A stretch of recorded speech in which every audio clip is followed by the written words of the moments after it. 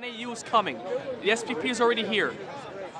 The secret meetings are going on. Bilderberg, actually the G20 is becoming here in about, 2 months? End of June. And this is the ultimate irony and hypocrisy of the G20. They're trying to get economic freedom for every country in the world. However, every corporation that runs out of these countries has a sweatshop. Every one of them. Canada has a sweatshop. US has a sweatshop. Brazil, England, Italy, whoever's in the G20, I can't rack them off the top of my head. I actually looked and every country has a sweatshop, yet they want economic freedom for those countries. Hypocrisy right there. Enlightened sovereignty. Enlightened sovereignty, something like that. And with Harper, of course, the Bilderberger, wake up America, wake up Canada, wake up world, wherever this is being heard.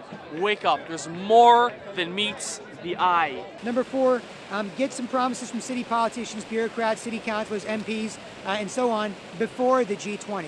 If you bug them a week before, they're going to say they're too busy. If you bug them well before, then they might look at the information you have. And so get some promises from them that they'll look into it, or take their reactions, their official responses to the people of Toronto to see why they need to help you make a case if our politicians won't take action on this. But start that communication process early. And get an official comment from the city, the police, the army, the security forces, the people that are responsible for security at this G20 event. Get an official response from them just to show people you did your homework. You're not just a crazy guy on the outside who looks at what crazy people think. You're actually going to talk to these people and say, look, what's your worldview? What's your mindset on this? Do you have any comments on the G20, this event, major event happening in June in Toronto? First of all, I think economically it's great for the city. We're going to have a lot of people come through. There's no doubt that there's lots of complications, there's lots of concerns, there's going to be lots of traffic issues, but at the end of the day, if we want to be a world-class city, and that's what we are, then we want to host great events to showcase what we've got to the world and show people that this really is a miracle by the lake and that they should come, they should visit, they'll be safe here, and they can discuss the great issues facing the world here. I'm excited about the G20. It's great to bring the leaders from around the world to Toronto, show off our great city. It'll be a little bit uncomfortable for everyone because of the security and because of the problems that might come out of demonstrations and that sort of thing. So I guess the only thing I'd say is be patient. It'll be over in no time, and I'm personally glad that they've chosen Toronto to be a place for the meeting. So I'm happy about it, but at the same time, I'd ask the residents and anyone that uses our streets just to be a bit patient. And I know the Press for Truth's been all around Toronto covering the G20. What's been going on with your latest coverage of the G20? A lot of people have seen the video from last week. We were down covering the financial district and to a lot of these areas just to get B-roll for our edit later. And I was subsequently asked for identification from a private security officer, which I refused to surrender on the basis that he's a private security officer and I'm on a public street. He then called the police on me, which I had nothing to hide from the cops. I told them what my name was. I told them why I was filming. I was acting completely peacefully in doing all of this and being completely cordial with them and calm. And I had an officer in a squad car ask me all of my information, to which I told him I wasn't comfortable with surrendering information to him on the basis that I was acting lawfully and within my rights. He drove off and said thank you and let me go, and then I was approached by 3 officers, 2 at first on foot on the street, that then requested that they gave me an ultimatum. Either I turn my camera off or I give them ID, and I refuse to do either of those because under the Canadian Charter of Rights and Freedoms, we have freedom of the press for one, so I don't have to turn my camera off on a public sidewalk for news gathering purposes. I do not need a permit to film on a public sidewalk. And then once they put me in handcuffs when I refused to surrender identification, then they searched my pockets illegally. They took out my identification of me and my friend, who wasn't even filming, so they put my friend in handcuffs under association, which is under the charter as well. They violated over half the charter, not telling us what our rights were, not telling us what we were being arrested for. I don't even think we were officially under arrest, and I paid for an arrest report to be sent to me. And under this bureaucratic system, it's going to take 30 days for me to even find out what they reported on. This is the true North strong and free, and I am strong and I am free, and I am not going to surrender any of my rights for the guarantee of security, especially for a group of private bankers that are going to be coming up for the G20. And I don't want this to happen to other filmmakers in the city and other truthers that are going out and trying to get information that the mainstream media should be covering, and they're not. When they originally put me in handcuffs, handcuffs, they told me that I was being arrested because I wouldn't surrender identification. And when I told them that, it's not a law that I have to surrender identification to the cop, we have the right to remain silent, and that rule literally means, and I should tell people out there, that I'm aware of a lot of these rules because my father's a retired police officer of 35 years. He was on the SWAT team. He's been a traffic cop. He's been a beat cop.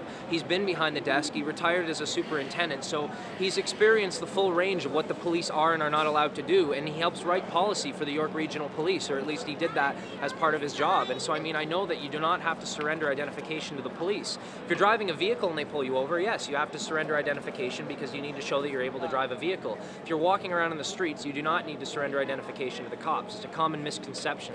Most people will surrender it just to be compliant with an authority figure, but it is by no means a requirement, and you're within your rights to deny him access to any information on your person, and you're within your rights to deny him an illegal search of your bags unless he has a reason to do that. And they wouldn't give me any reason why I was being arrested. They said I was being detained for investigation, and even under the Canadian Charter, any arrest or detention deserves a reason why you're being arrested or detained. And the overall reason they gave me it was because I wouldn't tell them who I was. They wanted to know who I was, and they were going to get the information whether they had to do it legally or illegally. And in this case, they chose to take the illegal path. If this type of stuff is going to happen, then I'm going to take a stance against it because I don't want to see this type of stuff happen. I want to be able to come down and film on a public sidewalk and take a shot of a random building that you can see from 40 miles away and not have to worry about some guy claiming that I'm doing pre-operative surveillance on their building. It's absolutely absurd to think that a man with a shoulder-mounted broadcast camera, a tripod that is over 4 feet long, strapped across his back, and an equipment bag, walking around with a rain cover on the bag is going to be doing operative surveillance or pre-operative surveillance on a building. It's more likely going to be a person with a cell phone camera, or, I can give the cops a little detective note here. It's most likely going to be a person on the internet looking at Google Street View, where you can see 360 degrees around you in HD quality. If they want to worry about a security breach, why don't they blame the ominous Orwellian Google van that drove all around the entire city, getting images of everybody and everywhere all over, mapping out our entire city and putting it out there for everybody to see. It's important to get this info out, I think, right before this G20 we got coming up at the end of June. Is some of the reason why Press for Truth has been focusing on this because you're concerned about the agenda of the G20? Absolutely. The G20 is all about globalizing the entire economy. That's why they call it the Global 20. It started off with the G7 back in the 1970s. That molded into the G8, which became a more powerful group, and now it's the G20. It's the 20 most powerful countries deciding on policy, specifically right now, economic and monetary policy that they're trying to decide on for the entire world. They're trying to give more rules to the IMF to be able to go into countries and bail them out and give special loaning privileges to certain countries. They're trying to establish financial stability boards that have the ability to go into any country that's a member of the G20 and set financial policy.